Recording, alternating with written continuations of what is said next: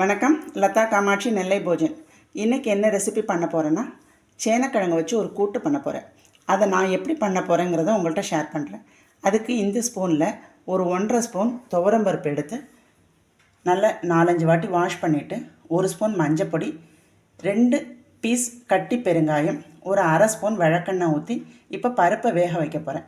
பருப்பு வெந்த பிறகு இந்த சேனக்கிழங்கை கட் பண்ணி அதில் சேர்க்குறது பருப்பு நல்லா வெந்துடுது. இப்போ இதோட நம்ம என்னெல்லாம் ஆட் பண்ண போகிறோங்கிறத பார்ப்போம். சின்ன வெங்காயம் ஒரு 7-8 வெங்காயம், தக்காளி 1 தக்காளி, 2 பச்சை மிளகா, தாளிப்புக்கு 2 சின்ன வெங்காயம், மல்லித்தழை வச்சுருக்கிறேன். சேனக்கிழங்கு இந்த மாதிரி பீஸாக கட் பண்ணி வச்சுருக்கிறேன். தேங்காய் ஜீரகம் மிக்சியில் அரைச்சி வச்சுருக்கிறேன். இப்போ இதை எல்லாத்தையும் ஒவ்வொன்றா இதில் சேர்ப்போம். இப்போ அந்த பருப்போட சேனக்கிழங்கு போட்டுட்டேன். அதுக்கப்புறம் வெங்காயம், தக்காளி, பச்சை மிளகா,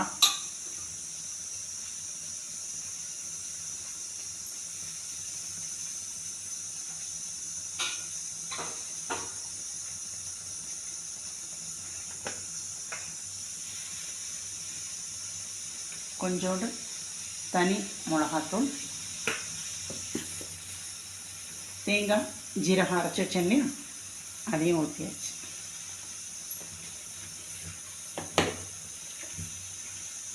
சேனக்கிழங்கு, சின்ன வெங்காயம், தக்காளி, பச்சை மிளகாய், தனி மிளகாத்தூள், தேங்காய் ஜீரகம் அரைச்சி வச்சாச்சு.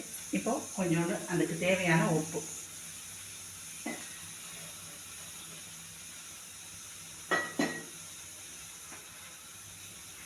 கூட்டுக்கு தேவையான உப்பு போட்டாச்சு.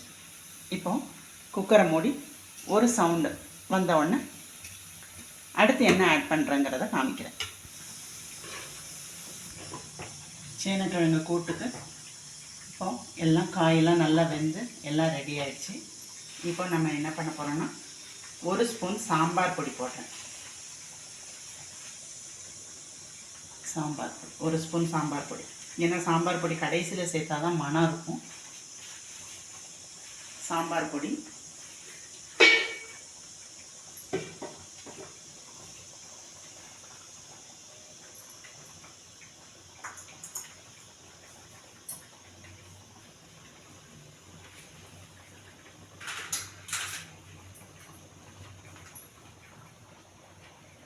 தாளிப்புக்கு 1 ஸ்பூன் ஜீரகம் நெய்யில் வறுத்து போடுறேன்.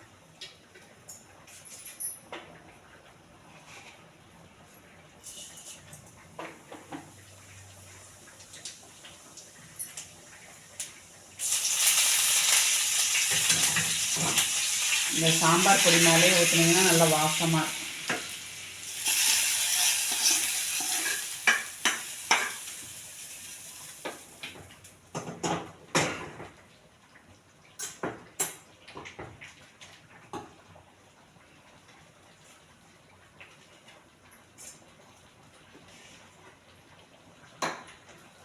அடுத்து 1 ஸ்பூன் நல்லெண்ணெய்.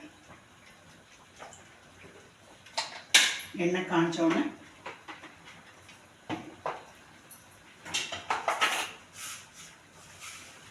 கடுகு,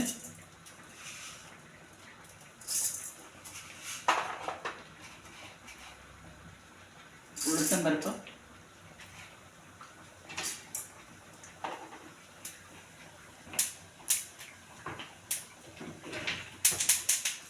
கடுகு நல்லா பொரியுது.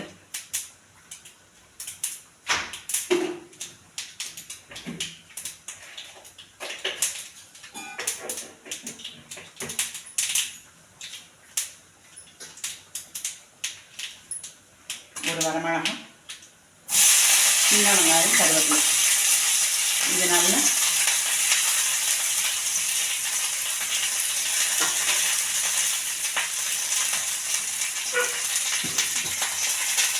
நல்லா கோல்டன் கலரில் வரும். வந்தவொடனே அவங்கள்ட்ட நான் ஊற்றும் போது காமிக்கிறேன்.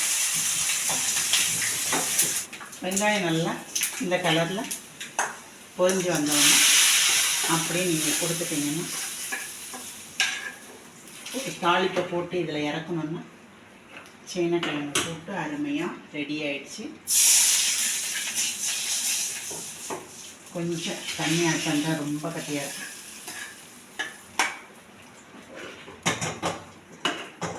இது நம்ம சாதத்தில் பசஞ்சு சாப்பிட்டுக்கலாம், ரசம் வச்சு சைட் டிஷ்ஷாகவும் எடுத்துக்கலாம், நம்ம விருப்பம்தான். என்னென்ன பண்ணணும் அப்படிங்கிறது எப்படி எப்படி சாப்பிட்றதுக்கு நம்ம விருப்பம்தான். இல்லை ஃபைனல் டச் 2 உப்பு,